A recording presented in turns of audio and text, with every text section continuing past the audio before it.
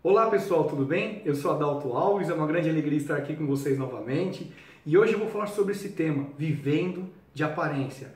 Como você é quando ninguém está olhando? Esse é o tema de hoje que eu vou abordar com vocês.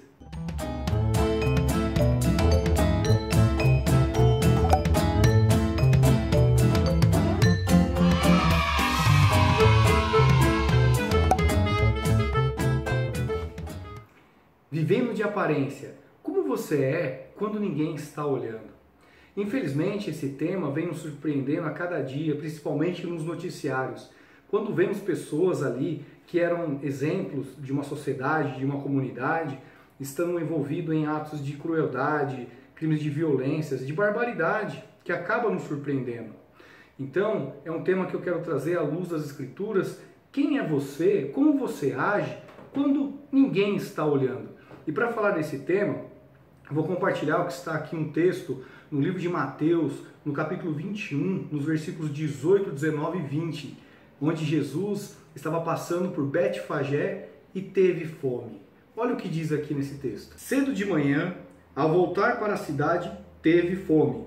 E vendo uma figueira à beira do caminho, aproximou-se dela, e não tendo achado senão folhas, disse-lhe: nunca mais nasça fruto de ti. E a figueira secou imediatamente. Vendo isto, os discípulos admiraram-se e exclamaram: como secou depressa a figueira. Aqui, Jesus está saindo de Betânia, estava indo ao templo. E diz ali que ele está passando ali por Betfagé, que significa Bet, casa, Fagé, figueiras. Então ali era a casa das figueiras, era um lugar que tinham muitas árvores, era um território fértil para essas árvores frutíferas.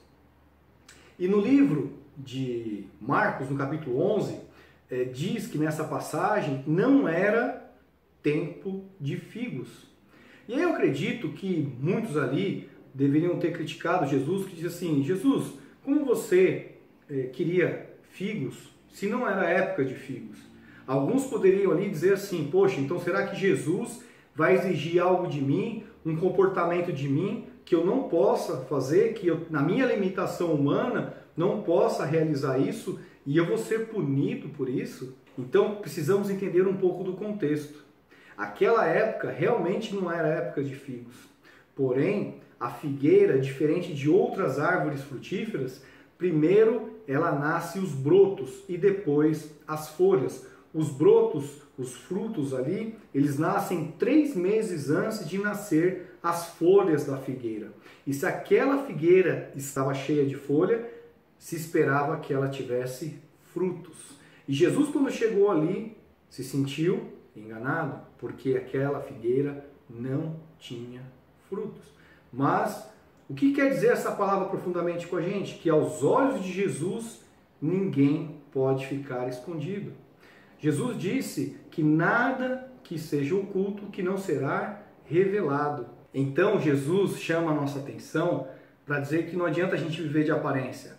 Na rua, aos olhos das pessoas, nós somos alegres, compreensíveis, somos cumpridores das regras, mas quando estamos sozinhos, como nós nos comportamos, como nós agimos? Porque nós temos um Deus que nos sonda 24 horas por dia.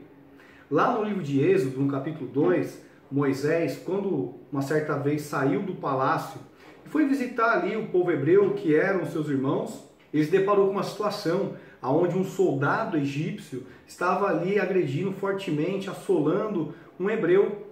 E aí ele diz na palavra de Deus que ele olha para um lado e olha para o outro e não viu ninguém. Então ele vai ali e ataca aquele soldado egípcio e mata ele.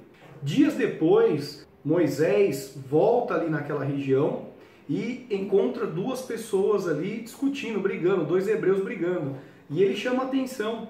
E um dos hebreus vira para ele e fala assim: o que você vai fazer? Vai matar a gente como você matou aquele soldado egípcio? E ali Moisés caiu à tona que descobriram o que eles tinham feito e sentiu temor, porque Faraó iria ali puni-lo. E aí ele foge para Midian. Então ali Moisés, ele certifica, ele olha para um lado, para o outro, não vê ninguém, e ali ele vai e mata aquele soldado egípcio. Esse comportamento de Moisés não é diferente dos comportamentos que o homem vem seguindo desde então. Quando ninguém está olhando, como você está se comportando, como você age. Porque o nosso Deus nos sonda 24 horas. Nós podemos nos esconder do homem, do olhar da esposa, do olhar do marido, do olhar dos filhos, mas do olhar de Deus nós não poderemos nos esconder. Em Efésios 6 diz que é para nós obedecermos os nossos senhores, os nossos patrões na linguagem de hoje, mesmo quando não estamos sob vigilância, para que nós tenhamos um bom testemunho sendo servos de Cristo, fazendo para Cristo. Então, para nós termos um comportamento que, independentemente sobre vigilância, que nós tenhamos um bom testemunho. Eu me alegro muito aqui em casa e aprendo muito com a Cris. A Cris, ela tem um amor de cuidar das coisas dela, da nossa casa, que assim, eu me surpreendo. A Cris, quando ela vai limpar a casa, ou quando ela vai fazer uma arrumação, ela cuida dos mínimos detalhes, que quando eu passo no dia a dia, acabo não percebendo. Mas às vezes quando eu sento ali, vou me trocar, eu olho e falo, ela tirou o pó da tampinha ali do perfume, ela cuidou dos mínimos detalhes. Não porque alguém iria ali cobrar dela, como uma diarista que alguém estaria em cima cobrando dela fazer aquele serviço. Ela faz por amor, ela faz por cuidado, ela faz por agradecimento a Deus de tudo que Ele propicia a nossas vidas. E eu venho aprendendo muito com esse comportamento. Eu muitas vezes deixava de ter um zelo maior pelas coisas que Deus colocou na nossa vida. E às vezes não tinha o cuidado que deveria ter. E esse comportamento, esse testemunho da Cris, fez eu repensar isso. Porque eu olhava para ela, ela tinha um cuidado e ninguém estava olhando, ninguém ia cobrar, eu não iria cobrar ela. E ela fazia. E aí eu comecei a conversar com a Cris, ela falava, amor, a gente tem que cuidar, foi Deus que colocou na nossa mão, foi Deus que nos presenteou com isso, a gente precisa ter muito zelo com isso. E eu comecei a mudar a minha forma de pensar e de agir sobre isso. Hoje eu me dedico mais em cuidar da nossa casa, em fazer reparos na nossa casa, porque eu comecei a ver quanto Deus teve cuidado com a gente de propiciar essas coisas na nossa vida. E não é porque ninguém está olhando ou me cobrando que eu não tenho o que fazer de ter um bom comportamento. Às vezes nós olhamos para pessoas que cometem atrocidades e às vezes a gente tem aquele sentimento que aquela pessoa não vai ter nenhuma consequência para ela, que ela vive errante e a vida dela continua a prosperar e não há nenhuma consequência para ela. Mas eu queria compartilhar um texto para vocês que está aqui em 1 Timóteo, no capítulo 5, nos versículos 24 e 25, que diz assim: os pecados de alguns homens são manifestos antes de entrarem em juízo, enquanto os outros se descobrem-se depois. Da mesma forma também, as boas obras são manifestas antecipadamente, e as que não são, não podem ficar ocultas. O que o apóstolo Paulo está dizendo aqui nessa carta a Timóteo? Está dizendo assim, tem algumas transgressões e alguns modos errados de viver que serão manifestos agora e terão uma consequência agora. E alguns serão cobrados no juízo final pelo próprio Jesus.